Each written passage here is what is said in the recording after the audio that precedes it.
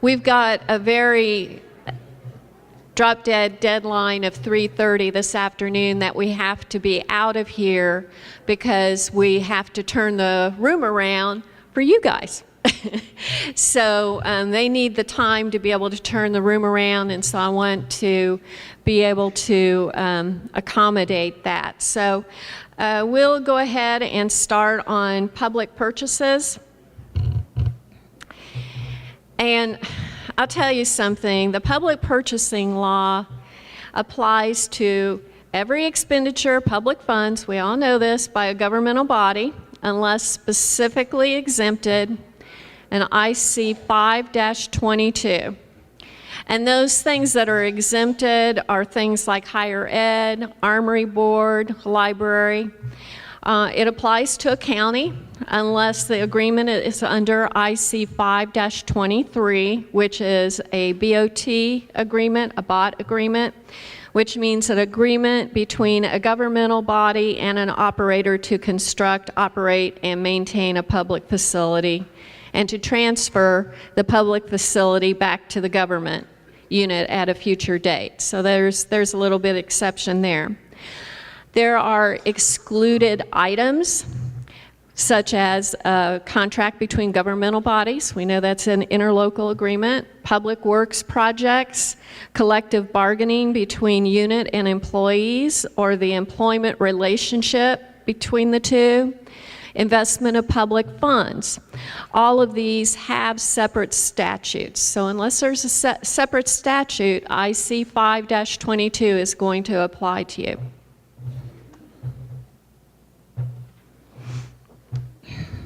I'll tell you, everything about this article is very detailed. Obviously, over time, the legislators have wanted to be clear on guidance for public purchasing. And if you think about it, it makes a lot of sense because this is very much in the public eye. And people hold you accountable for this because they want it to be fair. They want to have their opportunity to basically be a partner with government. And so they get into all sorts of scenarios. It can become complicated to find what applies. I'm going to go over what's a little bit more common, but I also want you to use this PowerPoint that you received as a guide. It's an easy reference tool for finding the various types of purchases and related IC codes. We'll get questions all the time about, well, can I, go to an auction and purchase something, or what is if it's an emergency? And there are a lot of statutes that deal with all these various scenarios, and so we try to kind of compile it into this PowerPoint here. You also have in your manuals, on your auditor's manuals in chapters 20 through 24, there's much more detail in the manual than what we'll be going over in the PowerPoint or the PowerPoint. That's why I kind of like the PowerPoint. It's an outline for you. First, a few of the key definitions which are found under IC 5-22-2. Purchase means to buy, procure, rent, lease, or otherwise acquire. So it's pretty much everything. Purchase include the activities of description of requirement, solicitation or selection of the source, preparation and award of the contract, contract administration. It's all the functions that pertain to purchasing. Purchasing agencies, the governmental body that is authorized to enter into contracts. We have traditionally in the county looked to the executive body for that. Purchasing agency may establish written policies for purchases that are supplemental but not inconsistent with the statute. Written policy may apply to all purchases in general, or it can be a specific purchase as stated in a solicitation for the purchase. And the policy may cover such things as the approval process, who's supposed to initial off on it, that type of thing, what you would do for your inspection process. Purchasing agents, the individual authorized by the purchasing agency to act as the agent for the purchasing agency, and you can have more than one agent. Supplies. This one's kind of a tricky one because you think supplies, but and something with a short-term life. But the definition here is much broader, and it means equipment, goods, and materials. For large purchases, normally you're going to bid because you want that open, competitive environment. It's for fairness. It's for better prices. However, and this would hit probably the majority of your purchases, you may use the small purchase chapter, which is IC 5-22-8, if you meet certain criteria. This is if it is less than $150,000 and it can't be artificially divided to get to that $150,000.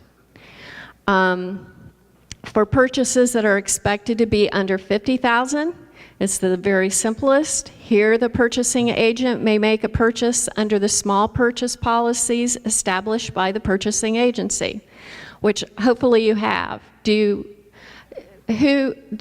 Show of hands of who has a small purchasing policy in their county. So, okay, you might be wanting to talk with your commissioners about that, because it is important to have the small purchasing policy, because that will get into who can purchase what, where, when, how.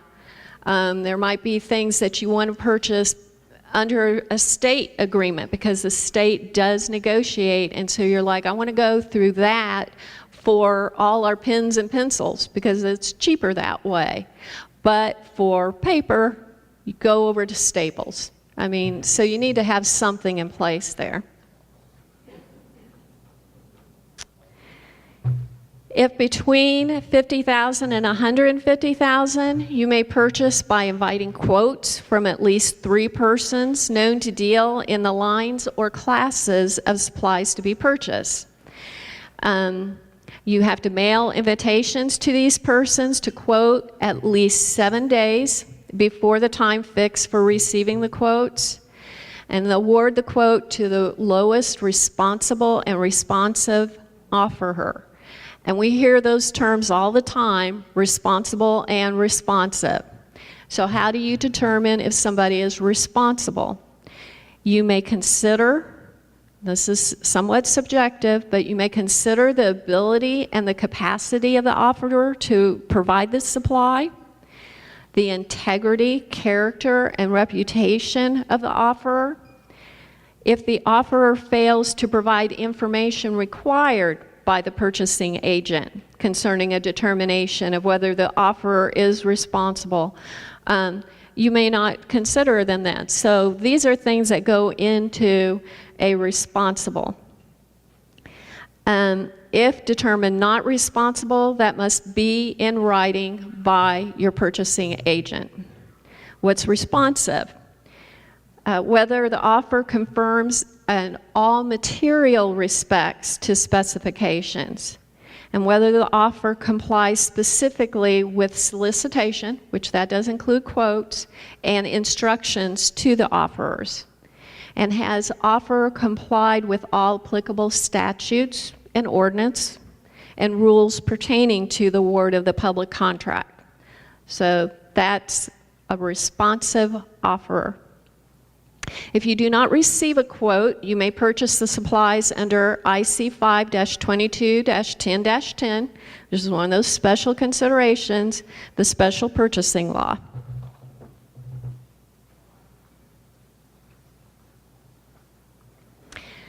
Purchases for $150,000 or more, of course, these are very highly scrutinized by everybody. This is under IC 5-22-7. Here you must issue an invitation for bids. There are a few exceptions, as always. The invitation must include the purchase description, contractual terms and conditions, statement of evaluation criteria to be used, which includes inspection, testing quality, workmanship, delivery suitable for a particular purpose. And this is really important because only the criteria that is specified in the invitation for bids may be used in the bid evaluation. The evaluation criteria that affects the bid price and be considered in the evaluation for an award must be objectively measurable.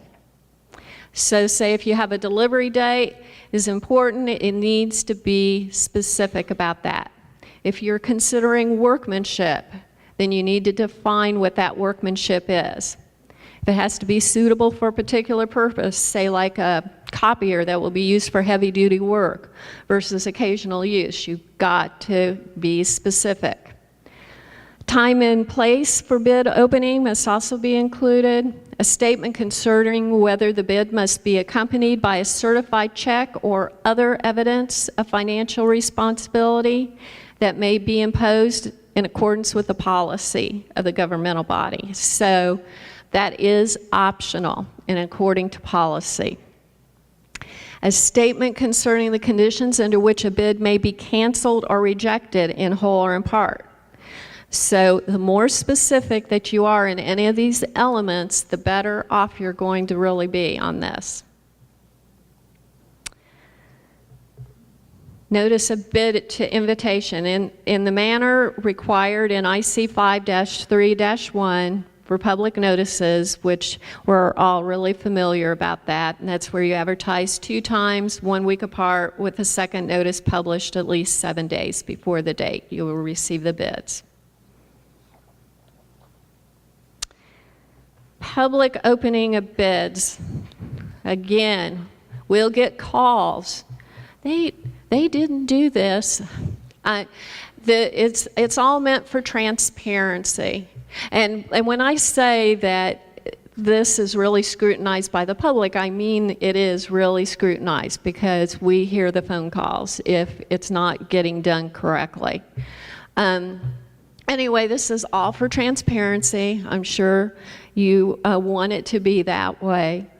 It's the purchasing agent shall open bids publicly in the presence of 1 or more witnesses at the time and place designated in the invitation for bids. And that's under IC 5-22-7-6. The bids must be unconditionally accepted without alteration or correction and evaluated based on the requirements in the invitation for bids. This requirement is found under IC 5-22-7-7. So a purchasing agency may not permit changes in bid prices or other provisions of the bids that are prejudicial to fair competition after bid opening, because that's what this is all about, is fair competition. If the bidder inserts contract terms or bids on items not specified in the invitation, the purchasing agent treats as a proposal for addition to the contract, and they can do any one of these following things. They can declare the bidder non-responsive. They can permit the bidder to withdraw the additions, or they can accept the proposed additions if it's not prejudicial to the fair competition. The decision to permit the changes to the requirements of the invitation by the purchasing agent must be supported by written determination by the purchasing agency. And that's probably where we see the biggest failings at, is any time that it says we need something in writing, some of it doesn't happen. So need to make sure that you got that in writing. Word of contracts. If the purchasing agent determines that it's in the best interest of the county, a solicitation may be canceled or offers may be rejected as specified in the solicitation, like I said. And that authority can be found under IC 5-22-18. The reasons have to be made part of the contract file. We're asked this quite a bit. Offers may be opened after the time stated in the solicitation if by written determination by the commissioners it is determined it is in their best interest and the date, time, and place of rescheduled opening is announced at the original time. The contract must be awarded with reasonable promptness by written notice to the lowest responsible and responsive bidder. That's found under IC 5-22-7. And within 30 days after acceptance of an offer, the purchasing agent shall deliver in person or by first-class mail to the successful offer the original of each purchase order or lease. And then you have to retain a copy and file a copy for public record and inspection with the fiscal officer. So the purchasing agency must maintain the name of each bidder, the amount of each bid, along with some other information, which we do have a form in the manual that details the information that's needed for this. And this is subject to inspection, and it does get inspected. There are times when bids and proposals are not in the best interest of the unit.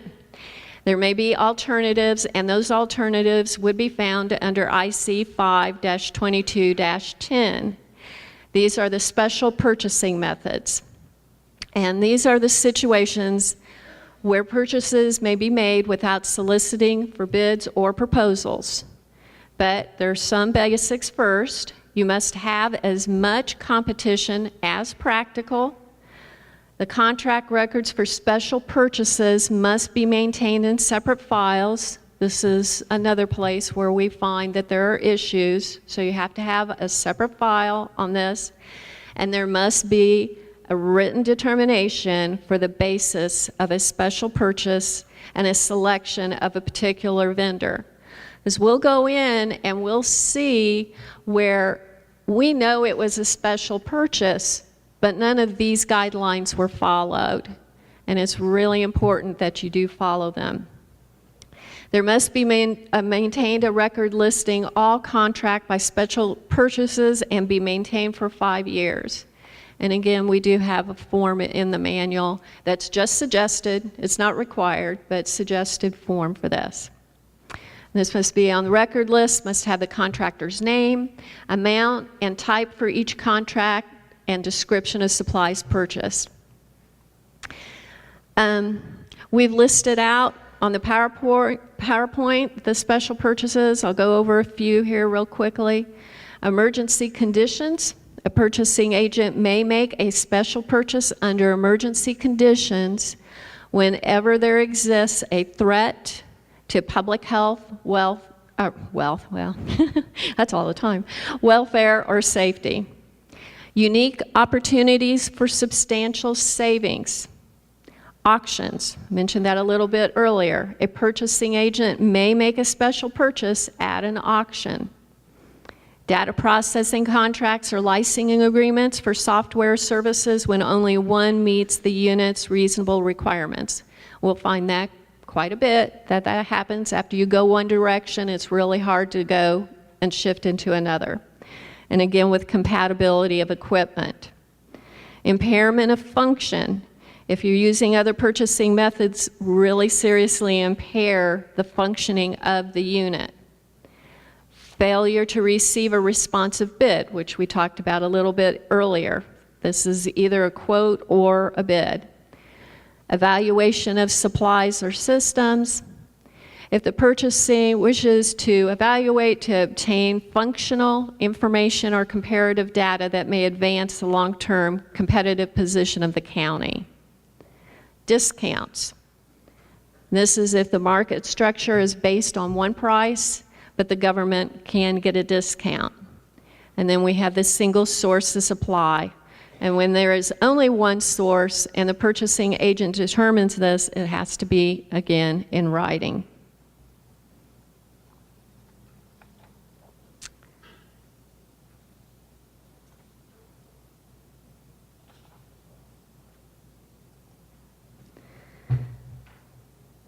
So while fair competition is important, this doesn't mean that it wouldn't be preferable to give business to certain individuals or companies.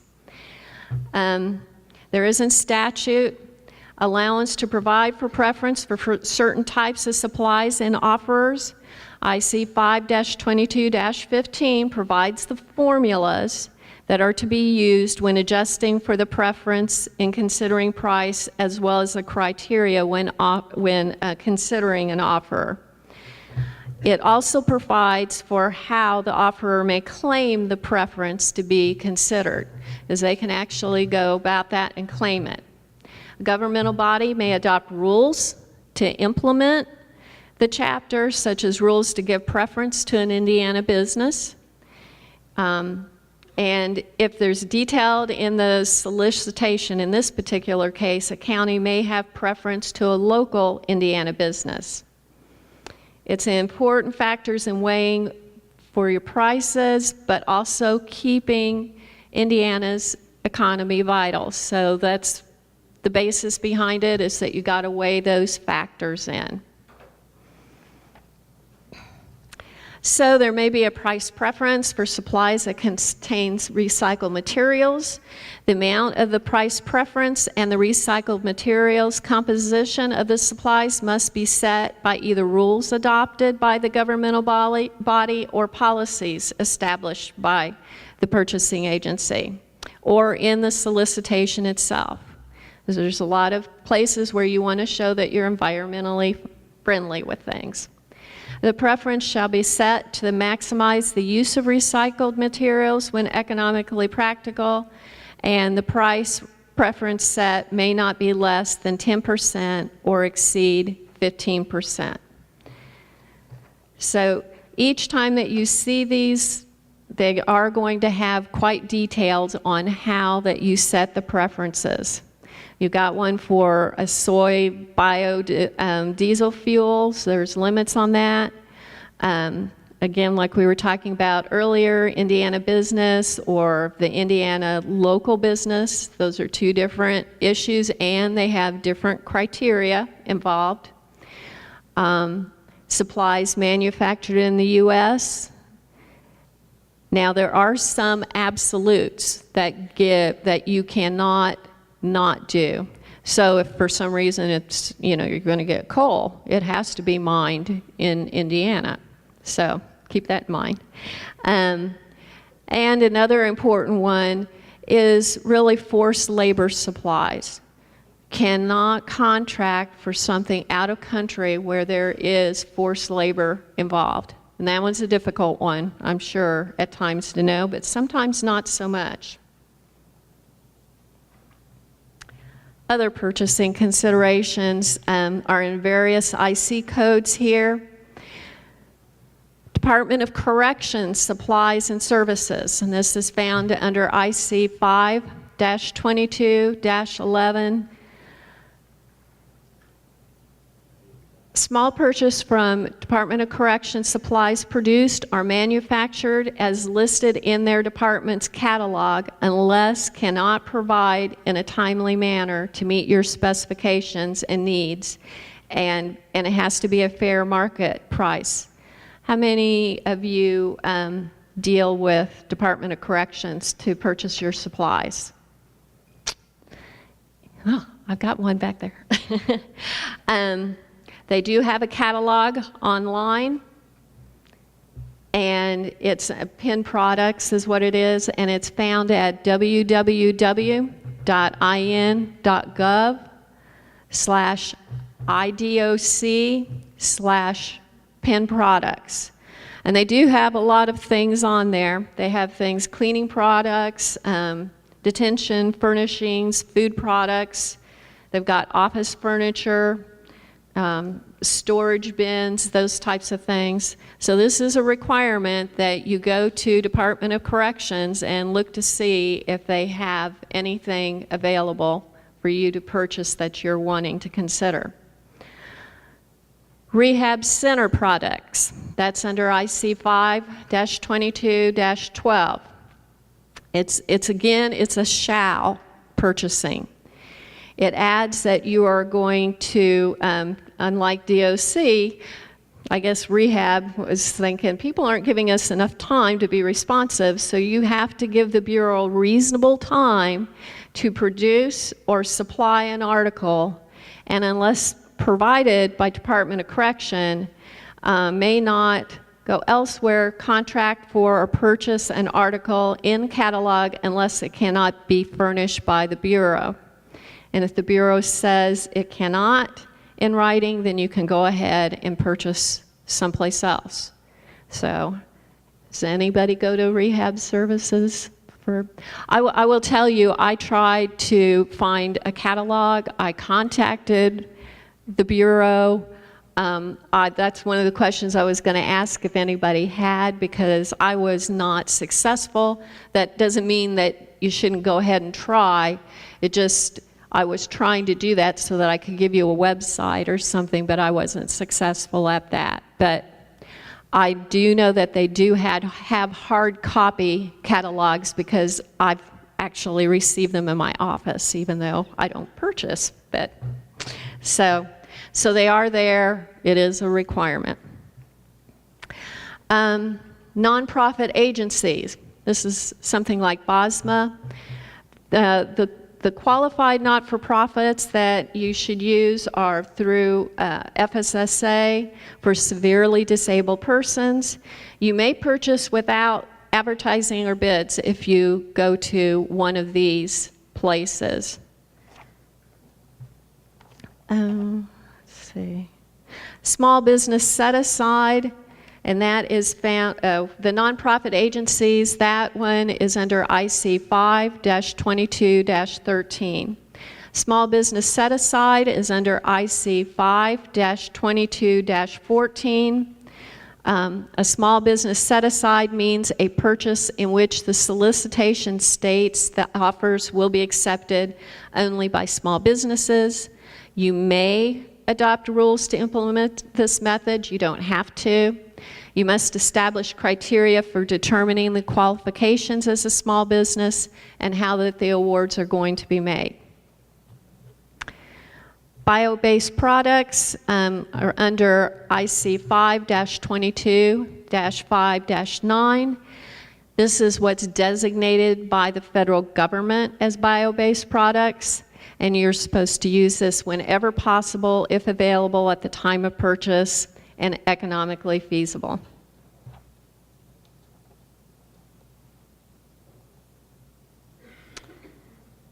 Other considerations, which we're familiar with most of these. Requests for proposals.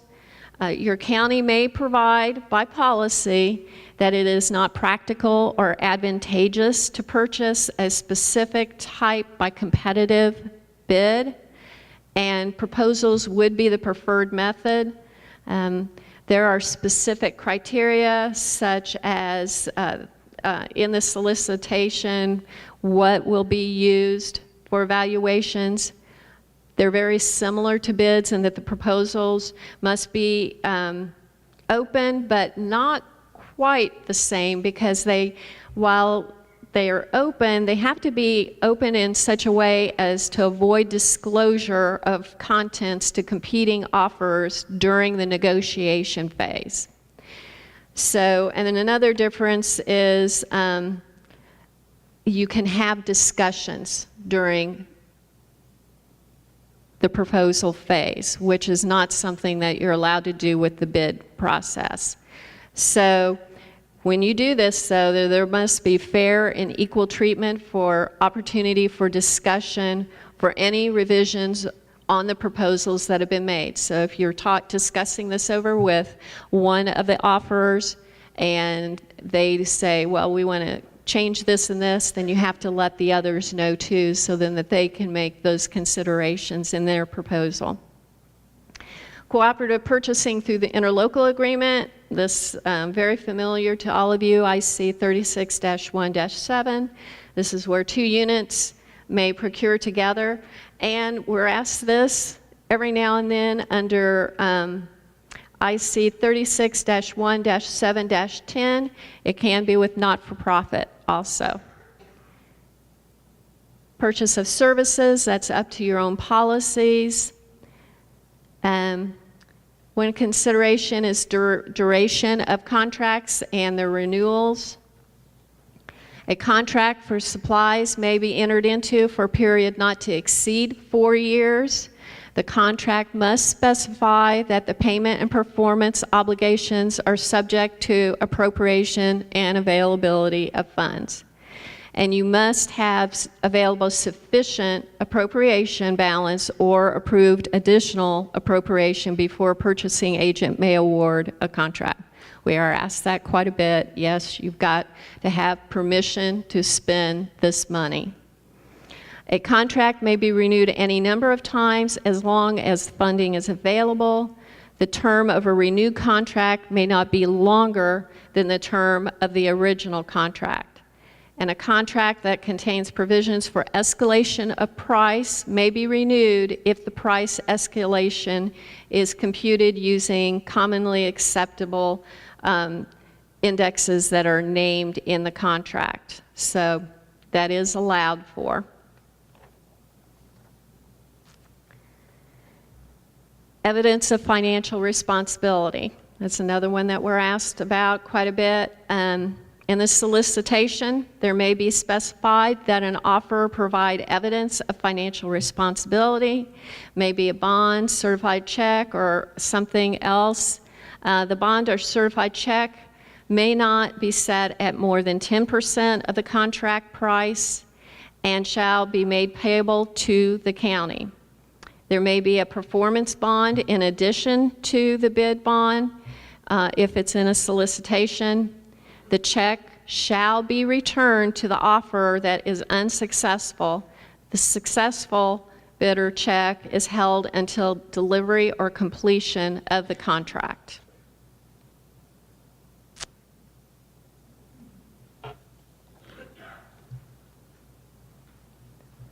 Forms.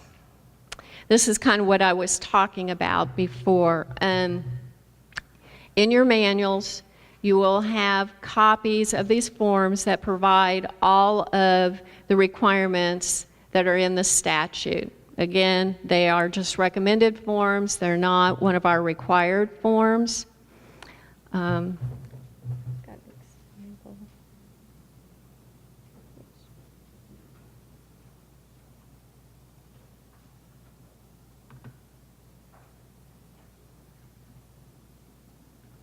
So, say like your special purchase contract, you must, as we were talking about earlier, you must keep special purchase contract in a separate file and a list of the special contracts. And this is a suggested format because it provides all of those requirements. Register, and that can be found, those requirements can be found under IC 5-22-10-3. You have register proposals. Again, we have a form for that.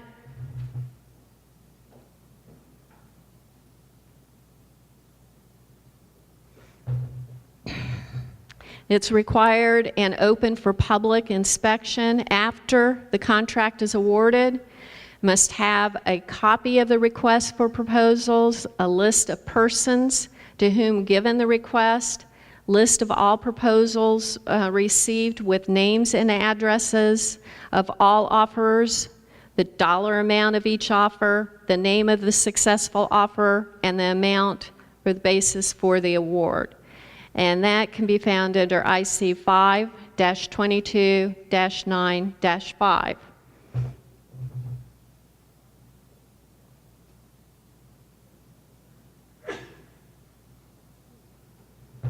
Index to specification.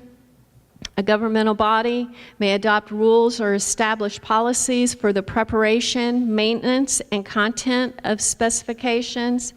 And the rules and policies include a description of the requirements for inspecting, testing, and preparing. And that IC code for those requirements is under IC 5-22-7-9. And then we also have a checklist for invitation to bid.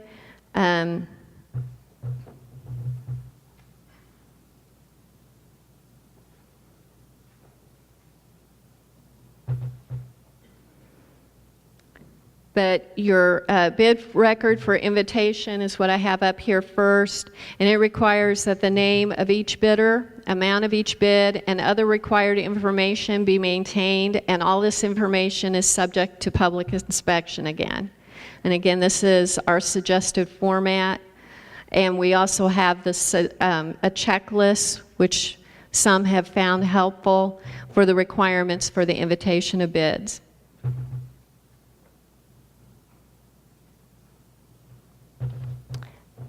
So I think I gave you wrong. Index to specifications is IC 5-22-5-4. Bid record for invitation to bid is under IC 5-22-7-9. And then finally, you have to have always a non-collusion affidavit, which an offeror must file with you. And that's under IC 5-22-16-6. And we do have an example for that in here also.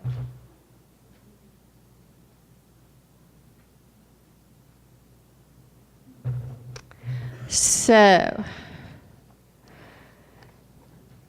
the next slide that you'll see is on public works requirements.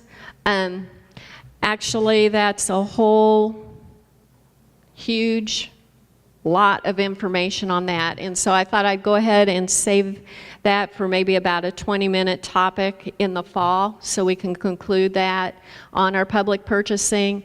But I just gave it here because I want you to have the definition at hand along with your other public purchasing requirements.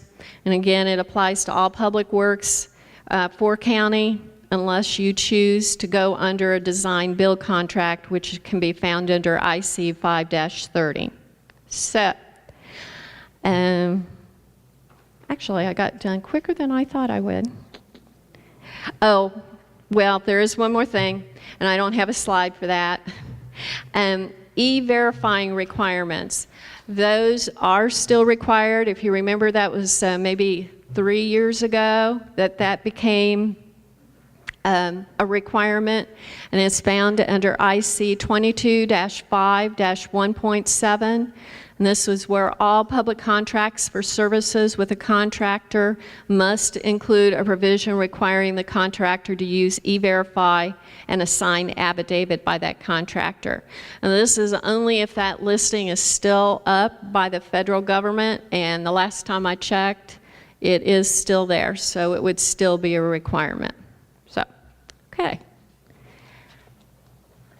Anyway, everything you ever wanted to know about purchasing. Seriously, I think it's just a good outline.